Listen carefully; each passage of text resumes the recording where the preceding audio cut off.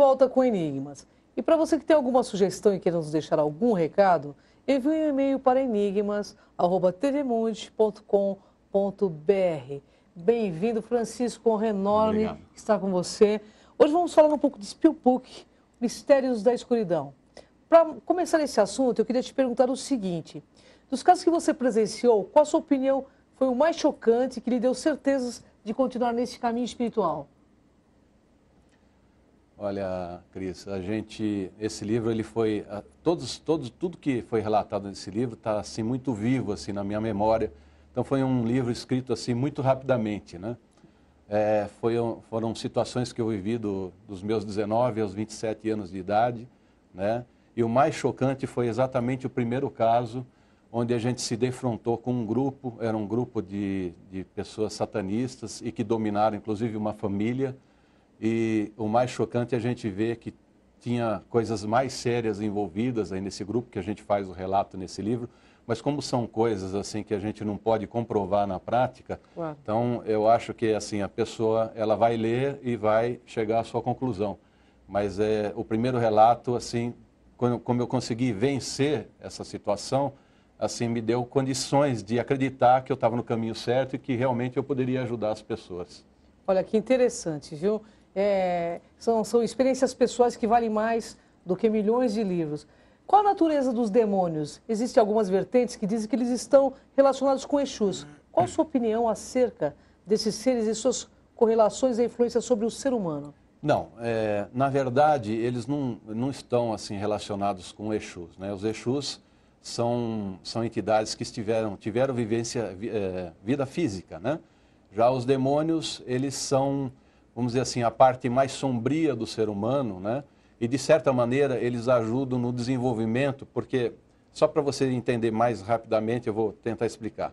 Cabalisticamente falando, você tem os 72 demônios, né, da clavícula de Salomão. Esses 72 demônios representam os vícios do ser humano. Correto. Tá?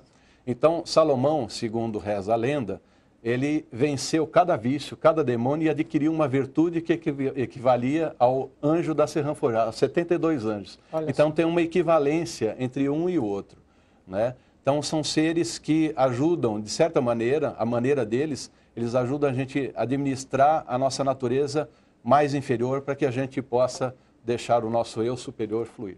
Olha, que bacana, né? Em seu livro você descreve que enfrentou por diversas vezes algumas forças trevosas. Isso nos remete ao conceito do dualismo, da eterna luta do bem contra o mal. Poderia nos falar um pouco sobre isso, Francisco? Sim, muitas pessoas têm um conceito assim errado, porque as pessoas querem ter um Deus punidor, um Deus que castiga, e na verdade o poder criador, ele está em cima de dois pilares. Ele está entre o bem e o mal, entre o positivo e o negativo. Então, o que é bom para umas pessoas é, de repente, ruim para as outras. Culturalmente, no nosso planeta, você verifica que para o Ocidente algumas coisas são de uma forma, para o Oriente as pessoas têm uma outra visão e que de repente não é bom para a gente. Então, são conceitos muito relativos, eles não existem assim, eles são, em essência, são a mesma coisa, né? Não tem... Você poderia discorrer de forma sucinta a relação de Deus ou do Criador com Lúcifer? Sim, Lúcifer, no nosso entendimento, dentro da filosofia luciferiana, ele não é categorizado como o diabo, por exemplo, que prega a igreja, né? Ele é um regente e ele administra, estabelece a ordem sobre o caos, tá?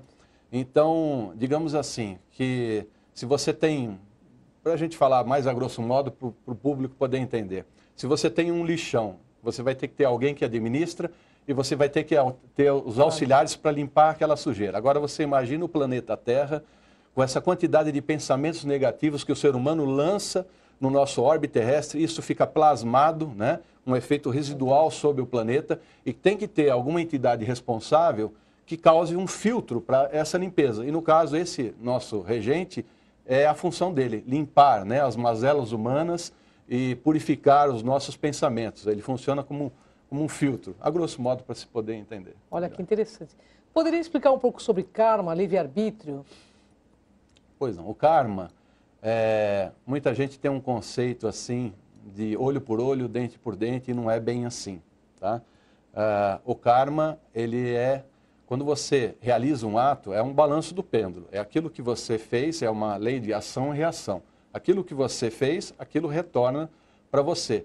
Então, digamos assim, a quantidade de energia benéfica que você desprendeu para realizar um determinado ato que seja benéfico para o ser humano, você vai ter aquilo de volta também, entendeu? Não é exatamente da mesma maneira, né? Se você comer por exemplo, um frango assado, que um frango assado um dia vai te digerir, não é bem assim que funcionam as coisas.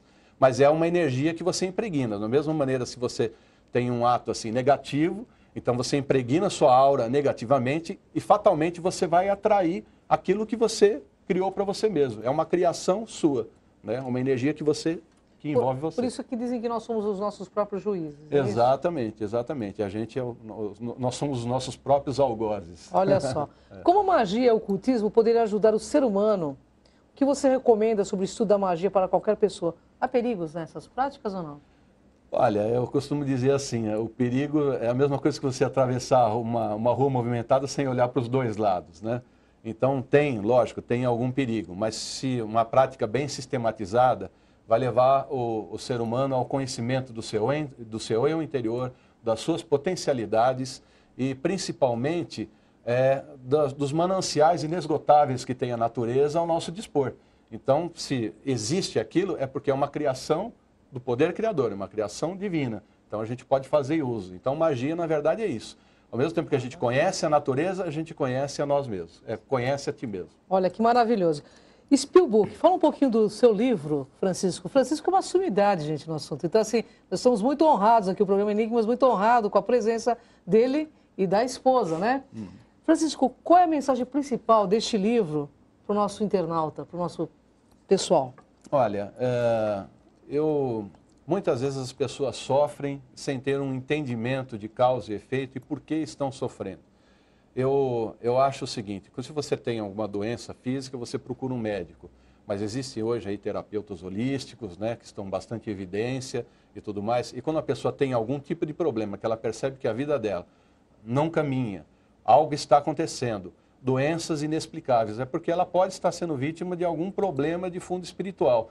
Então, a minha ideia de escrever esse livro foi um alerta para mostrar que existe algo mais, o que está além dos sentidos físicos, para a pessoa entender que isso pode ser prejudicial para a vida dela e que existem meios, na verdade, dela mudar aquela situação.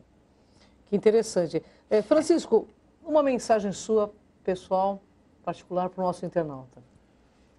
Olha, o que eu gostaria de dizer a todos é que, ao escrever esse livro, foi uma coisa assim que eu pensei desde que eu era criança, porque eu sofri muito com ataques espirituais, e um dia eu pensei assim, eu falei, um dia eu vou ensinar as pessoas a entenderem esses mistérios. Então esse livro é o caminho para isso. Eu acho que foi uma coisa que eu fiz com muito carinho, para que as pessoas elas pudessem entender um pouco mais sobre a vida, sobre os mistérios da vida, porque o mundo é muito maior do que aquilo que a gente pode conceber. Com certeza. E também, assim, aquilo que a gente não domina a nossa vida vai dominar a nossa vida, né, Francisco? Exatamente. Bom, gente, vamos para um rápido intervalo e voltamos já já com a Kátia de Gaia.